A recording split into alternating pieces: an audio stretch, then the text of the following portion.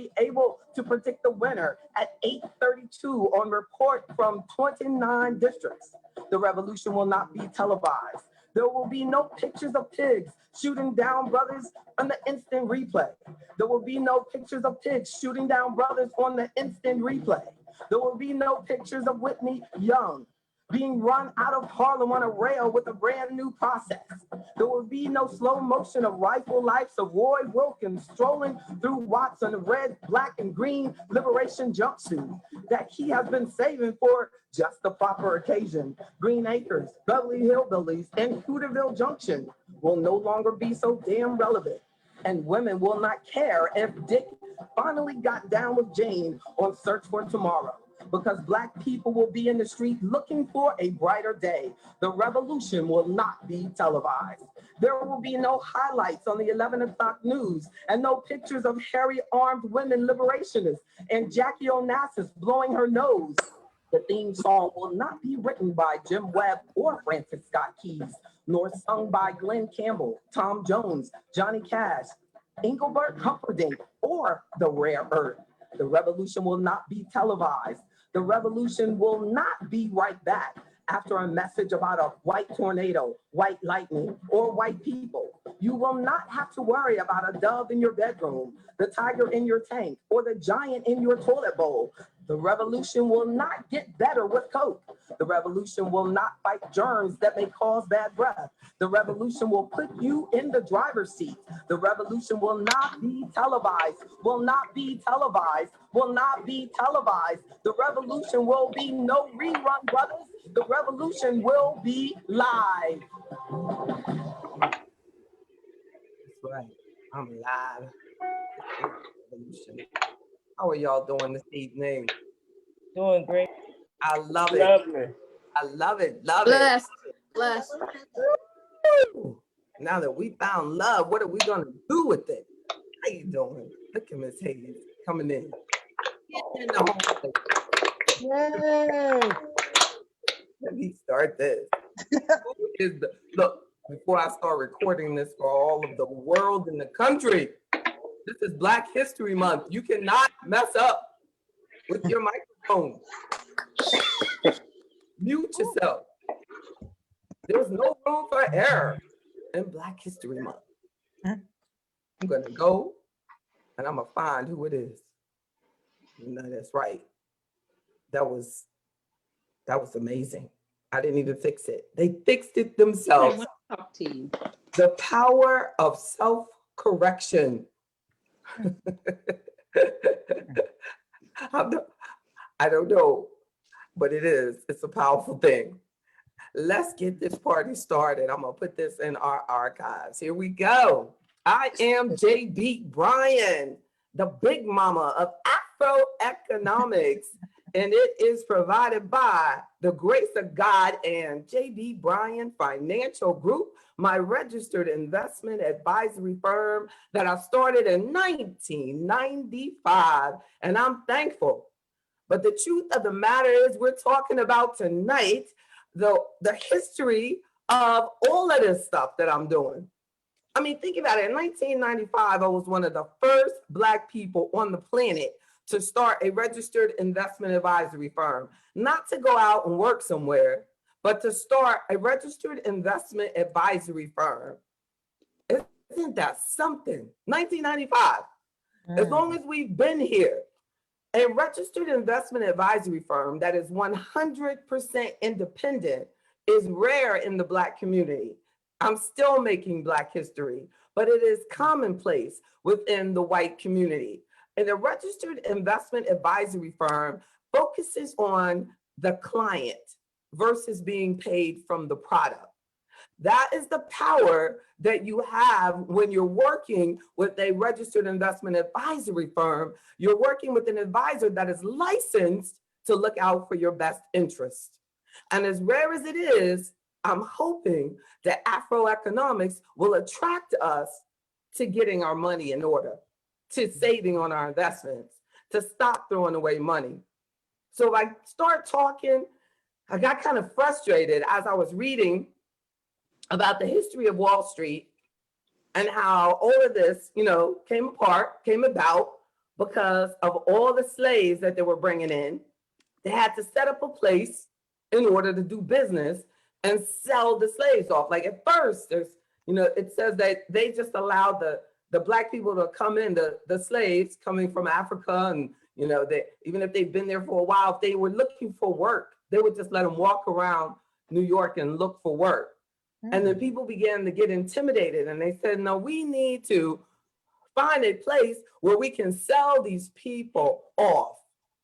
And at that point, they really didn't think of us as people. But it is quite often, as a Black professional business owner, I realize that I'm not really seen as much more than that now.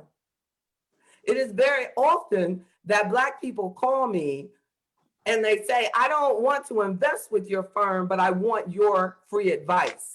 Not good. All the time.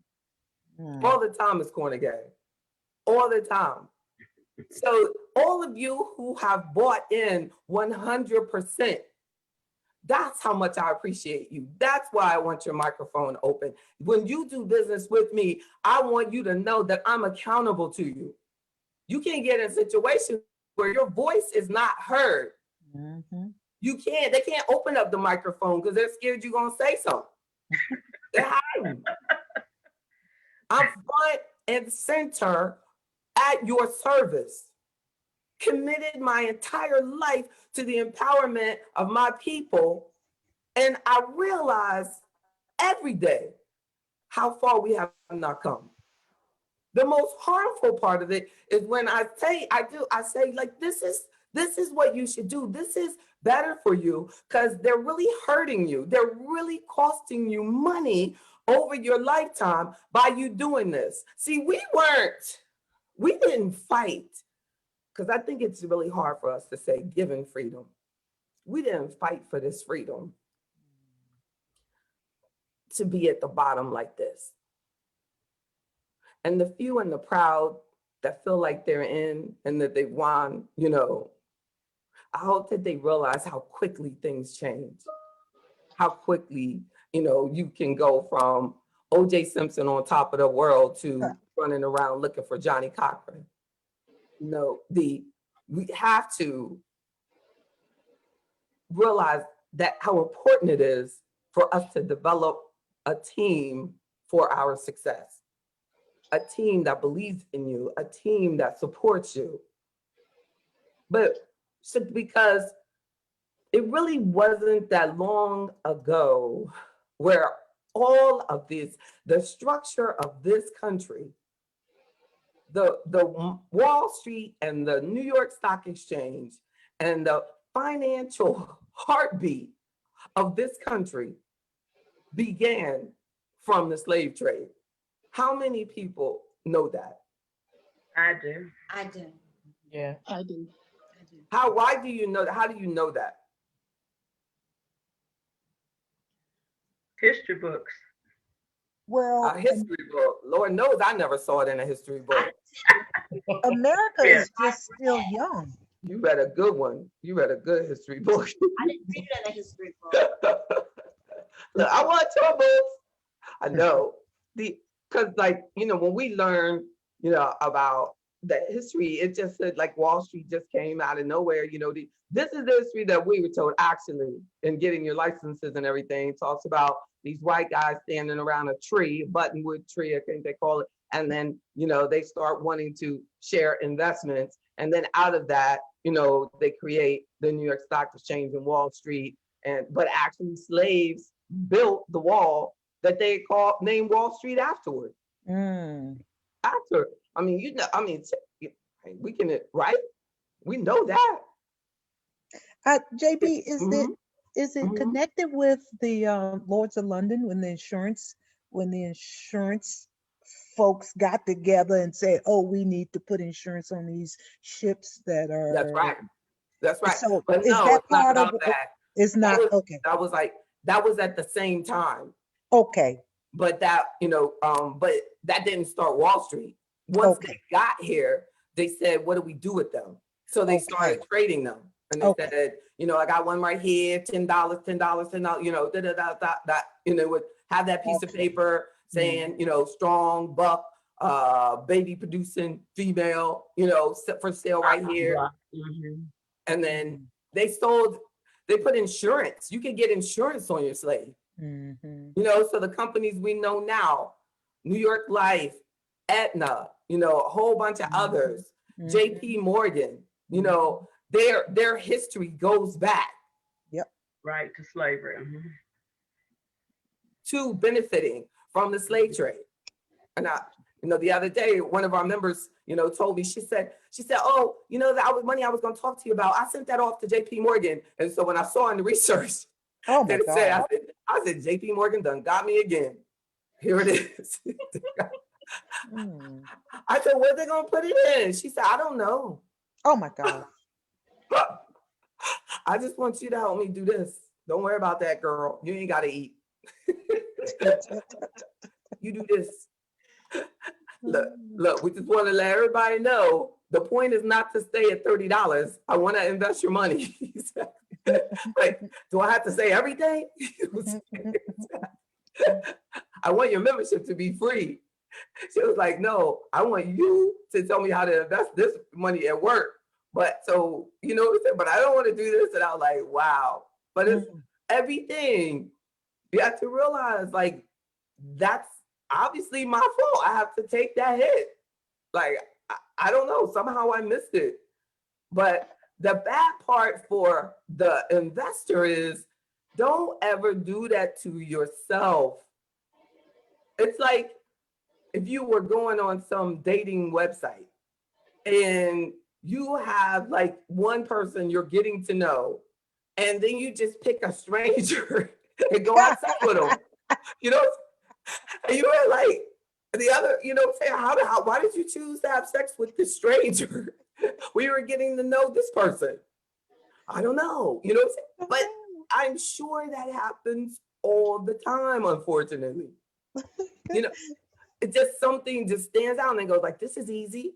Or the other one is just more aggressive. And I know that I get that, so, but needless to say that on Fridays in our business network, because that's our way out of slavery, our business network, that's why I do it, because there's nowhere else on the planet doing free classes from a person who's been in business for almost 30 years, having my own business, who is leading the classes, and it's not a video. You know what I'm saying? Even the ones with videos, they haven't even been in business but a minute. And they got these talking about they made $1 million on their business training class. I'm like, that's amazing. Don't I feel like a loser? I'm like, somebody is actually buying this, what I'm saying? But I don't get it, but you still got to stick to doing God's plan. You still got to help your people. So on our Fridays, I tell them, I want to do this because I want you to learn from my mistakes, what I would do differently, because we can't keep making the same mistakes. That's the only reason for knowing our history. There's no reason to acknowledge Black History Month if it's not an opportunity for us to grow on it. We sit there and tell our kids, well, you were traded on the slave market, and that's how they learn how to trade stocks. And then now they turned it into a computer system. Well, what part did how are we benefiting from that? Yeah, you did.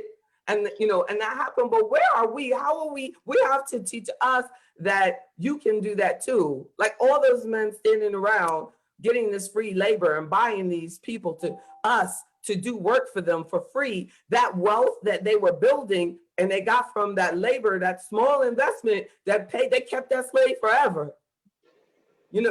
That investment, they were doing that for their business. Their business. They were getting that.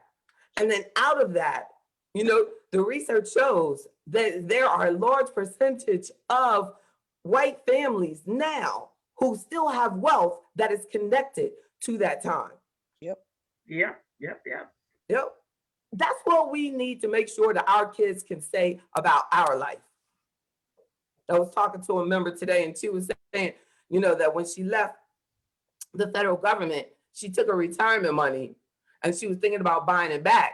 I said, well, it's probably better served that we look at the numbers. She said, what do you mean? I said, because everything is about building assets and making money off of it. So what you can take that same money that you would give to them to buy it back, but let's look at what you can do with that money on your own instead. And as a single person, think about being able to give that money and pass it on to whoever you want. Where's your pension going to go when you're gone? You're single, there is nobody. So we have to really, because in most cases, the job requires that it be a spouse. And if it's not a non-spouse or for a period certain, all of these things make your payment even smaller. But I said, think about it this way. What if you had the opportunity for every dime of what has been put in Social Security, just your part would come back to you? Do you realize you would be a multimillionaire? Invested properly? It will make you speechless. And then a little check that we get from it. And a little check. Yeah. That would be an interesting way, for them to consider reparations, attaching it to the Black retirement check for Black people on Social Security. So in New York, they have acknowledged this, but this is a European newspaper that is acknowledging that this is the spot in New York where they marked as a location for New York City's slave market. Pretty little trees and everything. New York got everything else, but look at this. It's probably the smallest, greenest thing in New York. I ain't mad at you, but Lord, they can do better by us than that. So I thought that picture, doesn't it? That picture is worth 1,000 slaps. But it's been the 400 years since slaves were brought here, Africans were brought here. And, it built the American economy. It was the beginning of everything. Slavery wasn't abolished until like 1865. But we cannot take slavery out of the economic impact, the positive economic impact that it has on America. But we cannot take the negative economic impact out of what it has done to us. But isn't that amazing when you really think about it? I read some years ago that Black Friday was created because they sold slaves on Black Friday, and that's why they call it Black Friday. Did you ever read that? No, because they sold slaves Monday, Tuesday, Wednesday, Thursday, Friday, Saturday, and Sunday. Yeah. They were having. They brought some slaves in to New York and brought them down south. You know what I mean? And everywhere. It says enslaved people were brought to work on cotton, sugar, and tobacco plantations. The crops they grew were sent to Europe and to the northern colonies. So they were sent back. The crops were sent back up north to New York and then turned into finished products. The finished products were used to fund trips back to Africa for more slaves. And were trafficked back to America. And they got this, they said they had a triangle trading route, and was profitable for the investors. So, you had the businesses still that we know today that, were still, look at it says, some of the, as Ms. Hayes, you were mentioning, some of the largest insurance firms in the US, New York Life, AIG, and Aetna sold policies that the slave owners, and I did this on one of our Wednesday nights, that could be compensated if the slaves they owned were injured or killed. And that's something. That's wow, right? That is too amazing. And then, exactly. And they were doing it just so that they would have what they needed Right. for their exports. Yeah. And it says in 2005, JP Morgan Chase, currently the biggest bank in the US in 2005, admitted that two of its subsidiaries, Citizens Bank and Canal Bank in Louisiana, accepted enslaved people as collateral for loans. If the plantation owner defaulted on loan payments to the bank, they took ownership of the slaves. So the bank itself had slaves. And JP Morgan was not alone. Isn't that something? And I'm still losing business to them. Yep. The predecessors of the predecessors Yeah. of the that were made up of Citibank, Bank of America, and Wells Fargo are among a list of well-known U.S. financial firms that benefited from the slave trade.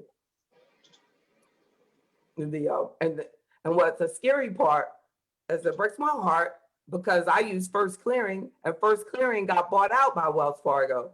So you know, they still own the world. Yep. But you can own the world if you know, get started right.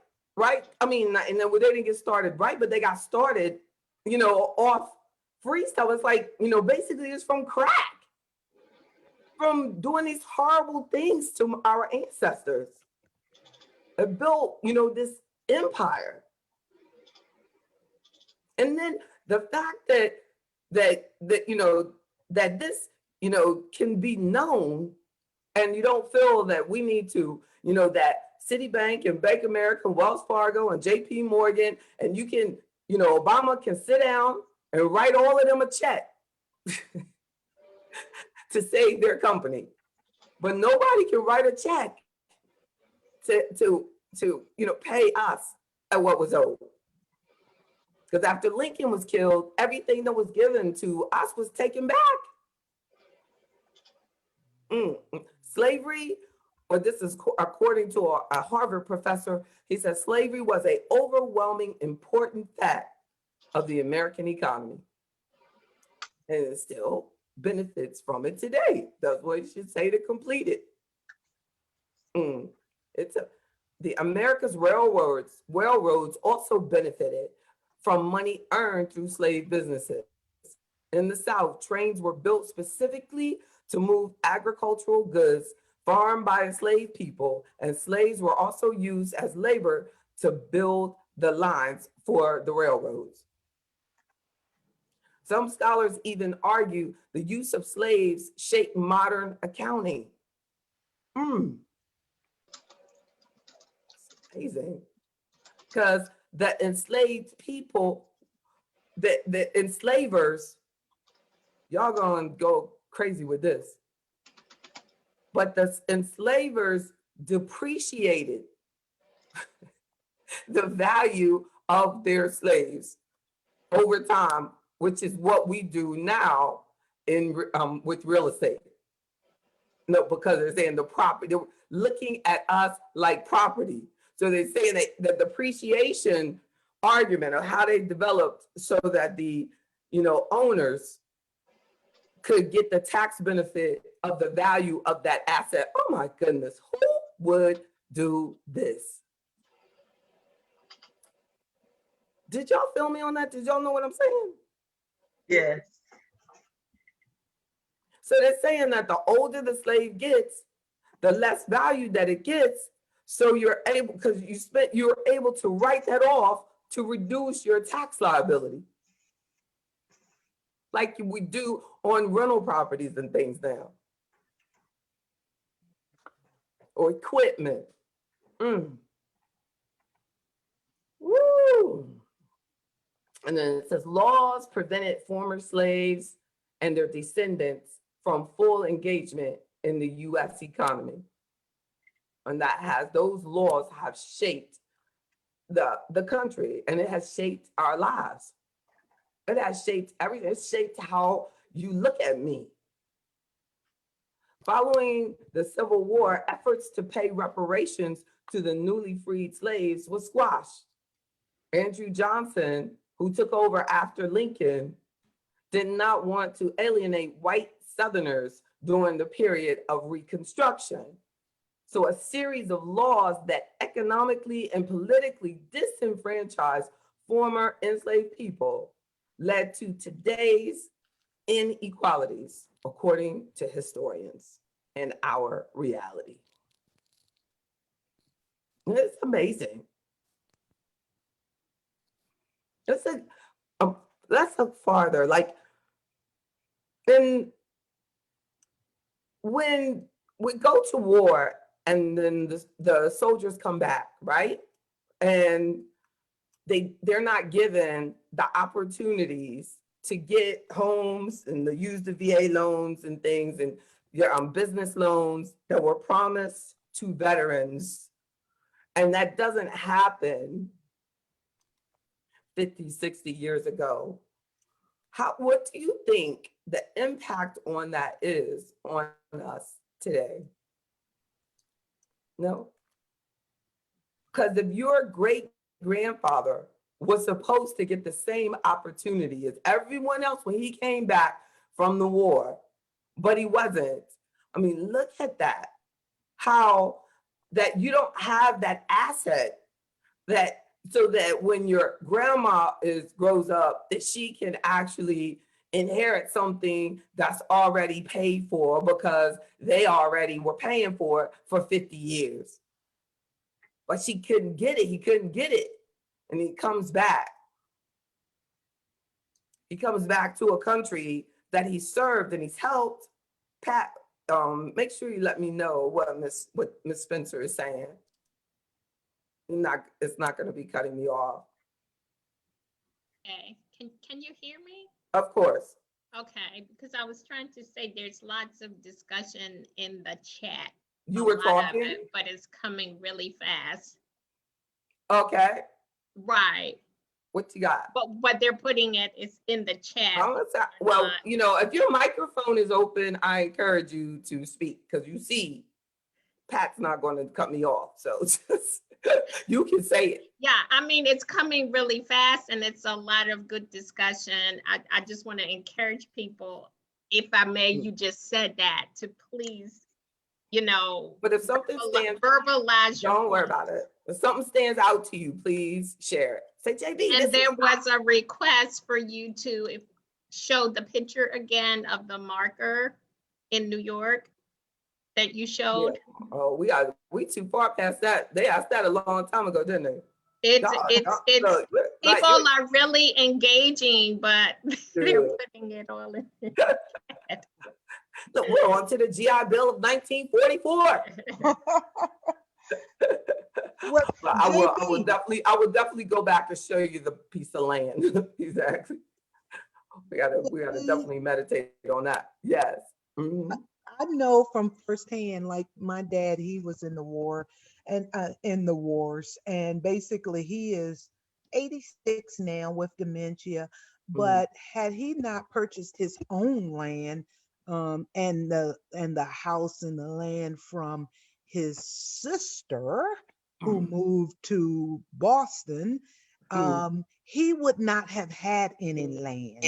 He would not have had anything. And he's a prime example of the system failing him. Yeah, he didn't get no GI Bill, no housing, no veteran housing, none of that. You know, I mean, and think about it. If he had gotten exactly all of the opportunities that he deserved, how different your life would be. That's right. You know, you might have been, you know what I mean, doing all sorts of things. And that was wealth stolen. Wealth stolen from us. Opportunities robbed. Yeah. You know, and now, you know, we have you know, opportunities, and too many times we're not taking advantage of them. You know, we're not supporting, you know, one another, and you know, and some of us don't even, you know, acknowledge this. You know, that every time when you look at, you know, our economic disparity, don't allow anyone to fool you and think that we are, you know, that this was done to us by accident. You know, this was a pure strategy. As Andrew Johnson said, he did not want to make anyone mad. No, I mean, look at what we're going through now. You see that, the same thing. People stormed the Capitol. All of that's going to go quiet soon. You know, they do not want to make anyone mad. Yeah. It's you know, but we have to continue to focus on taking advantage of all of the opportunities that we have. And I really feel that we have to save more than we ever imagined. There hasn't been a time in my very long career that I have ever experienced like this. And if you were going into something uncertain, right? What would you do? You would protect yourself as much as possible, right? If you were going underwater and you didn't exactly know how to go underwater, you would make sure you had on water gear, oxygen tank, you know, everything you would prepare yourself. Right. What is ahead for us? We don't know. Right. This is a year. Like I totally never thought we would be here. Like we're almost up to the fest. That was a year ago then when the pandemic started. Here we are coming back again. It says, look, today 70 to 100 million Americans have a criminal record. Given that communities of color make up a disproportionate amount of the incarcerated population, and that these communities are more likely to interact with be affected by the sprawling criminal justice system, its impact on the racial wealth divide cannot be ignored.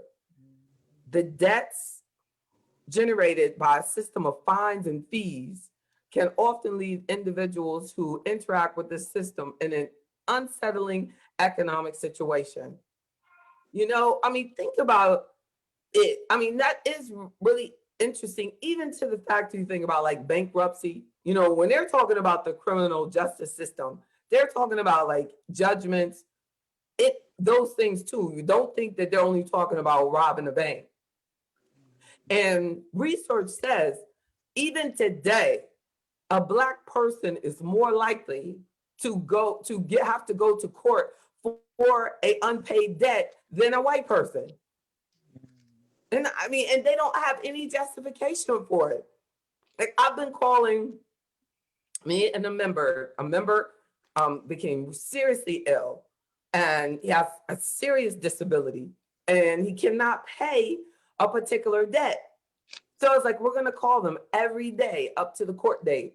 And I said, you know, hi, the client's disabled, you know, We'll call. I was like, I'm calling as a consumer advocate, you know, all of this explanation, you know, the money is just not there. One time they hung up, 2 times they said basically, I don't care, you know, and I was consistently calling. I said, well, let me call the courts. And then the courts said, you know, basically, we might still award, you know, the judgment. Why are you even going to court, taking to court someone who can prove that they're disabled? Right. It should be some sort of law, you know what I'm saying? So she said they can still do the judgment, but they just can't take money. They can't garnish your Social Security. We know that. Right. But why should he have to worry about going to court? This is what it is. They don't care. That's that system they're referring to. And it works, it is impacting, you know, us tremendously. I had a client that was talking about like all of these family members that before they could receive an inheritance, they had so many judgments against, you know what I mean, several of them that they didn't even know that were existing, financial stuff. So they're trying to get their inheritance and they're taking that money out first. Things that we don't even know are going on in the but this also like denial of Social Security in 1935. Social Security was denied to the jobs that the majority of our community had at that time. denial of Social Security to farm workers and domestic workers. How can our government think that you don't owe somebody some money? Us. For African Americans, the cost of exclusion from the Social Security Act of 1935 resulted in a loss of benefits totaling $143 billion in 2016 dollars.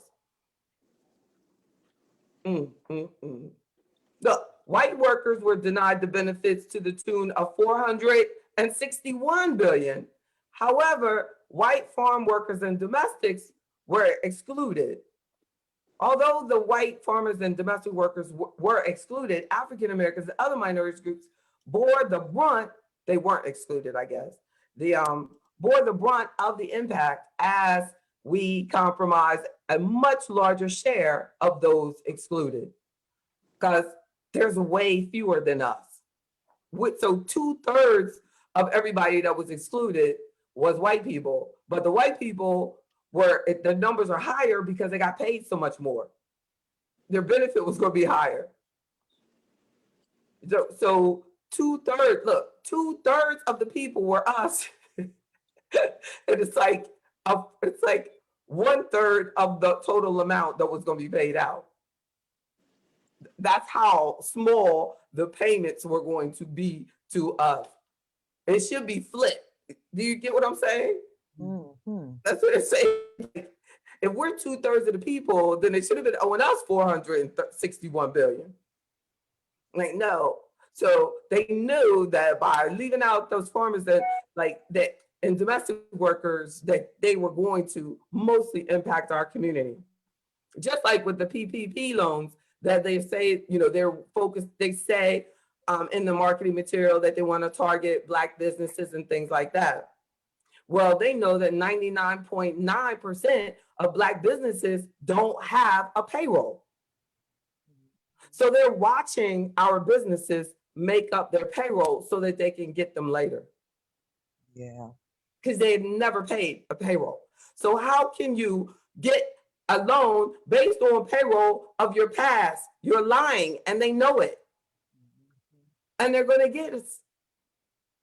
Thank God, not me. But that's so sad. And I tell our people all the time, we got accountants. We have Black accountants out there making up payroll for our people. That's not good. That's a federal offense. And look at all that has been sacrificed for us. And then coming out of COVID, my thing is just, I would rather sacrifice now. You know what I'm saying? And just sacrifice and build up and get stronger and just, just focus on good, focus on God, get deeper, but not go out running around trying to figure out how can I escape from this? Because a loan has never built a business. A loan will not do it. You can find investors and build a business, but a loan and you got to make payments, ain't going to do it. A loan based on a lie, it ain't going to do it. And then you're caught with them because they're going to get that payment out of you. They'll take it out of your Social Security. They'll take their own. And that's something like a government loan can take money, but a regular person that you owe can't get money from your Social Security. So you better, but there is like billions of dollars taken from Social Security for past due school loans all the time. I wonder if they're still doing that, but with this school loans, because of COVID, it's probably helping some grandparents that co-signed. It's something else when you think about it. We were fundamental in developing this country, but we were kept on the outskirts. But somehow, In 2021, we have to figure out how we're going to make this work to our benefit. How are we going to do this? Do you know how strong we must be to be the descendants of the people who went through this? I think we're taking it for granted that we think that we're, just supposed to be these consumers, and we're not ever supposed to have that sense of peace and confidence, and that we're not, that it's okay to disrespect and not give our best to one another, not serve one another. That it's okay. It's not okay. Right? What is let me see what Nana C said. DC is not a state. Are you sure? And the non-state is taking my birth house. She's like, see, you can, I wish you could say this to me. And the non-state, so this district is taking my birth house, which is paid for because a squatter created a water bill. Oh, wow. So home ownership isn't. Maybe it works for you. Lie in a state. DC is South. I know you had a lot to say. Pat, you translate that. Pat knows everything. Pat knows everything. She's gonna sit there and that's it. But what she's saying is that sometimes what we think is gonna work isn't as easy as what we think. Like she's saying, I just get me a house, and then everything is gonna work out well for me. But it doesn't always happen like that. Yeah. If you don't, you have to be very wise. I was just talking with a member this week because there's this whole refinance thing going on. So with a whole, I don't know how many, but there's way too many of us going into our 80s still with a lot of debt. Consumer debt, because you're trying to fix the house, mortgage debt, you know what I mean? Everything. So, and then you factor in, just in an area like DC, they're very, very aggressive about, like, if you're renting out a property, they're going to let somebody stay in there forever. It's very hard to evict. And and then also I had a client with a property in DC, and she allowed a handicapped person to move in. And then she couldn't do the improvements to make it for that handicapped person, but she didn't know that the person was handicapped when her son rented it out to him. Mm. So, it was really hard. She could not afford, because the handicapped person would not move out. He wouldn't move out. So, and DC said he didn't have to pay any rent because she had to get it back, get it right. So yeah. He got to live there for free for years. He was non-compliant with the ADA. Yeah. Mm-hmm. And the sad thing is, like, it's probably somewhere where you have to ask them, you know what I mean? Like, if you get a tenant, you have to ask them, that probably wouldn't happen in other areas. But I guess you have to ask in DC, that, because, other states probably would say, it is what it is. That's the shower. You better pay your rent or get out. Yeah. But DC, like you said, it might have American Disabilities Act, and they're like, this, you should have asked them coming in. You got to get it right. Well, it's a federal act because actually all of the retail stores have to comply. The Lowe's, the Home Depots, their bathrooms have to be, they have to have one stall to accommodate someone with a wheelchair. They have to have the sidewalks that allow for wheelchairs. So that's a federal, and it is tricky. You better know. Yeah. That would be weird. Like, just say somebody moves in, you rented a house to them, and they move in and they have a stroke. Mm-hmm. And then they say, I can't walk. And do you have to, put a ramp up for them?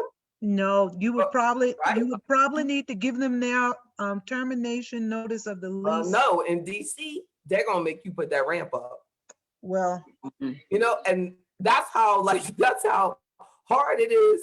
But you got to know that, and a lot of times we don't know it, and we don't have a lawyer, you know, or can't afford the lawyer, you know, and then it's like, whoa. So, you know, I've had several, you know, members with properties in DC that are just like, it's so hard to get people out. And the so I guess if you want to go somewhere and not pay your rent, go to DC. well, you can stay in Virginia for that matter now. Right? For now. DC, the DC had that forever. Yeah. Right? I see that. The So JB, what about community trust? Someone wants to know about forming a community trust. We don't need to bring out stuff like that. Like, you know, Community land trust. no. Okay, well, Nana C, get your mic straight so you can talk. But definitely, I just wanted to make sure that we use this Black History Month as a time to reflect on more than just who invented something, which is great, and we do need to know. But what do we do with that? What are we stimulating in everyone that's around us? You know, are we encouraging one another to go with their ideas, that, you know, supporting one another? And thank you for participating in the sessions that we have, like, because you all bring things like, you know, like next time, you know, Nana C is going to have her microphone working, and she's going to have lots of information on stuff. I finally figured out how to unblock her thing. She was blocked out there with Michael. I was like, whoa, look at this. There were like 10 people out there. It's just blocked. Zoom just blocked out. Wow. So I'm, you know, but I could not figure it out. It wasn't, it was real. I forgot how I figured it, but I finally got it. And thank you. I'm so glad you're back. And it's good to see you too, Sharon. So before you go, is there anyone who, before I even let you go into what, I want you to think about your little known Black history fact that you will share with us. And I'm also going to show you the spot in New York for the that's commemorating the slave trade. I'll find that for you again as well. Next week, the Richmond, Virginia Public Library on Monday, look out for information on that. On the we're doing the AfroEconomics hour. It's like a month, Black History Month. I think they're acknowledging authors. So it's about the principles of Afroeconomics and about the book as well. So I'll send you the information on that. And then I saw they sent in Black history. It said Black history and Afroeconomics. I was like, well, I'm glad we had this discussion tonight, because I thought it was just about, but Afroeconomics is making Black history. Every day we are. So I'm gonna find that all of us keep standing. I'm gonna find that picture and and it's in a BBC News article. And that's something there's an article, but I think, you know, I'm pretty sure the BBC is not in the United States. The hidden links between slavery and Wall Street. And then see it. Let me see if I can make this bigger. I guess it's, you know, just some trees, huh? We have to take a field trip. Let's take a field trip. And then look and go there and look. Oh, there's one Black person taking pictures. There's something on that. Could you ever imagine what it would have been like to be a slave coming from Africa, you know, and then standing up there like that? No. I mean, seriously, have you ever just thought about it? Yeah, absolutely. Miss Galloway says she can't imagine being a slave. Yeah. No, you would be way too feisty. You like, look, she light skinned, but they would kick her out of the big house. They'd be like, get her out. You funny, JB. I probably would have jumped off the boat. I know that's right. I can't do it. I don't think I can do Exactly. I told you, they'd be like, she's feisty. Over there, get her over there. She up there trying to get them gathered, getting them all riled up. You were like, let's go. You know, JB, they had said that on the slave ship, the real feisty ones, they dropped them off in Jamaica. That's what I don't know. It could be urban myth, but that's what they were saying, that they dropped them off in Jamaica. And I was like, oh, because Jamaicans are a little feisty, right? So their ancestors are really fighters. That's right. Amen. And that's a blessing. You know what I'm saying? That's I hope that's true, because that's a blessing. And I think that, but how many times have people been beaten down? Like they'll tell you about they'll say, well, I used to speak up, but now I just sit over here and do my job. Don't you hear that all the time? Yes. So I used to say something, Yep. and then white ladies write books like, what's it called? Like Lean In or something like that. It's about speaking up, saying, moving forward. That we don't have to be disagreeable to disagree, but it always comes off that way. Like we're just making it up. No I matter think how- that's a myth.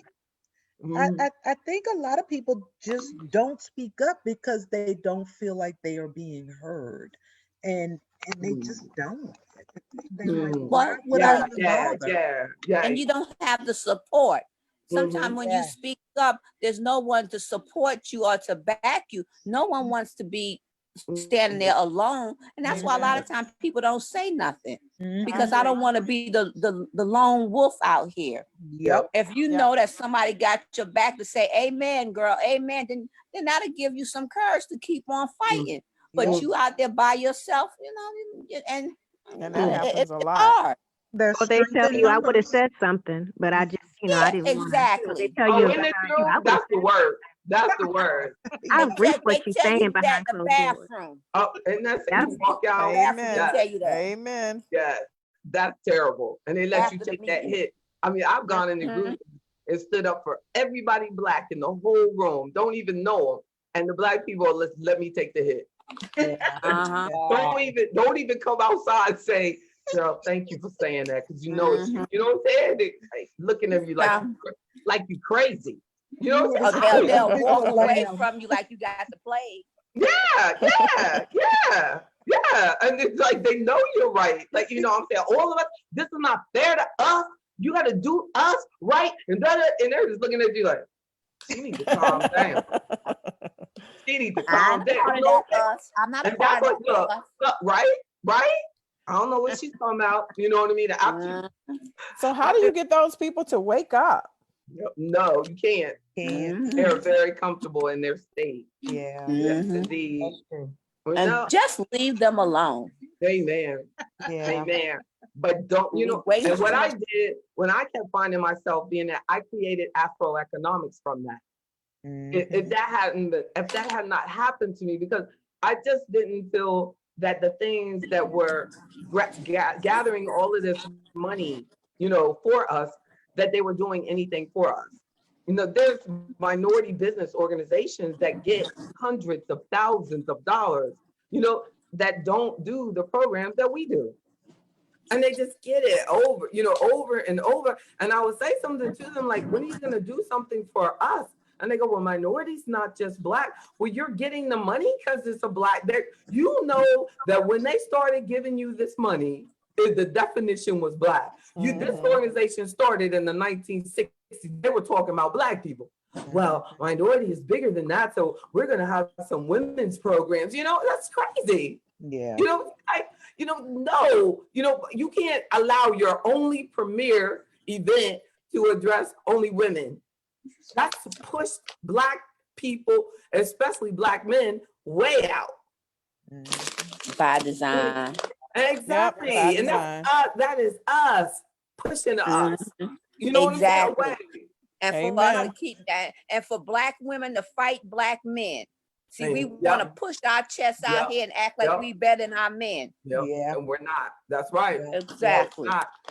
And we're a family, and we have to. Right. As I was explaining one time in another meeting, I said, when you stop doing government contracts to Black businesses, because the definition of minority has gotten so broad, Black people are not getting government contracts. So that is exactly what, the road to zero wealth was referring to, that our Black business opportunities are diminishing. So that impacts our men, which impacts people's husbands, which impacts people's fathers, you know what I mean? Which impacts our whole family. That, all of us.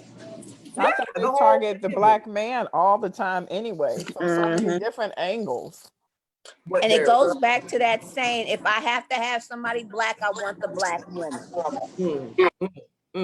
Well, you want the Black women because unfortunately we accept less.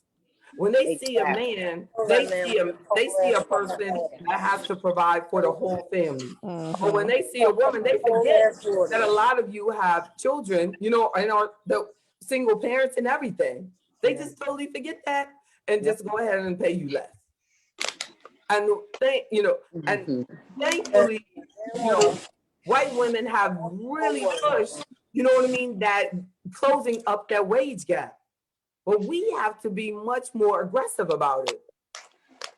Because there's a wage gap between Black women and white women. And the wage gap is way big between, a Black woman and white men. So if they can get a Black woman to take the job, she'll accept less than the Black man. And that's really sad. We should stop allowing that to happen.